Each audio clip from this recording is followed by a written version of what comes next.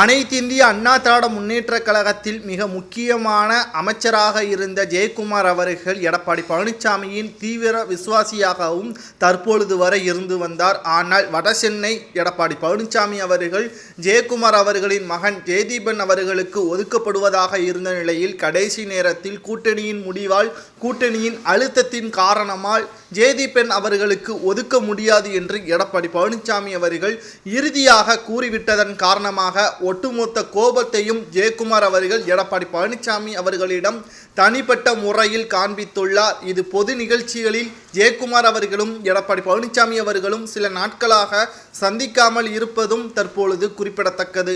இதை பேட்டியில் கேட்டபொழுது, எனது மகனை நான் நேரடியான அரசியல் வாரிசில் குடும்ப அரசியலாக நான் கொண்டு வரவில்லை என்றும், அப்பொழுது முதல்வராக இருந்த புரட்சித் தலைவர் ஜெயலலிதா அவர்கள்தான் பிஃபார்மில் கையொப்பம் இட்டு எனது மகனை எம்பியாக தேர்வு செய்தார் என்றும், அதற்கு அடுத்தபடியாக தற்பொழுது பொதுச் செயலாளராக இருக்கக்கூடிய எடப்பாடி பழனிசாமி அவர்களும் தற்பொழுது நேரடியாக எனது மகனை தேர்வு செய்வார் என்று எதிர்பார்த்தேன், ஆனால் அது நடக்கவில்லை என்றும், அதனால் எனக்கு வருத்தமில்லை என்று செய்தியாளர்களின் சந்திப்பின் பொழுது கூறியிருந்தாலும், அதற்கு அடுத்தபடியாக கூறியதுதான் மிகப்பெரிய ஒரு அதிர்ச்சியை ஏற்படுத்தி இருக்கிறது.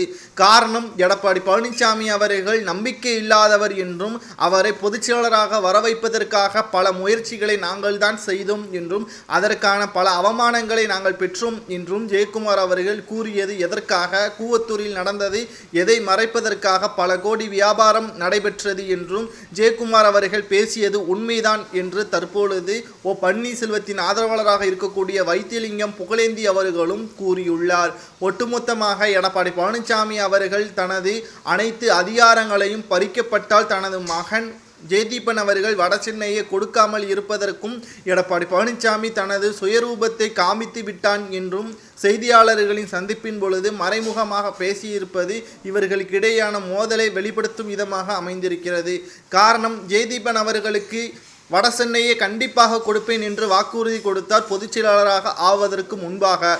ஏனென்றால் தற்பொழுது ஜெயக்குமார் அவர்கள் சட்டமன்ற உறுப்பினராக இல்லாத நிலையில் அதிமுகவில் அதிகார பதவியில் இருக்கக்கூடிய அவரது மகன் மீண்டும் வெற்றியடைய வேண்டும் என்பதற்காகத்தான் அவர் எடப்பாடி பழனிசாமிக்கு விசுவாசமாகவே இருந்தார். கடைசி நேரத்தில் காலை வாரிவிட்டதன் காரணமாக மீண்டும் எடப்பாடி பழனிசாமியை எதிர்ப்பதற்கு தயாராகிவிட்டாரா, ஓபிஎஸ்க்கு ஆதரவாக செயல்படுவாரா என்று பேட்டியின் மூலமாக மறைமுகமாக தெரிவித்திருக்கிறார். இதனால் ஜெயக்குமார் அவர்களின் பதவியே பறிபோகும் என்றும் எதிர்பார்க்கப்படுகிறது. பார்க்கலாம், ஜெயக்குமார் அவர்களுக்கும் எடப்பாடி பழனிசாமி அவர்களுக்கும் இடையே கருத்து மோதல்கள், பல உண்மைகள் வெளியே வருமா என்பதை பொறுத்திருந்து பார்க்கலாம்.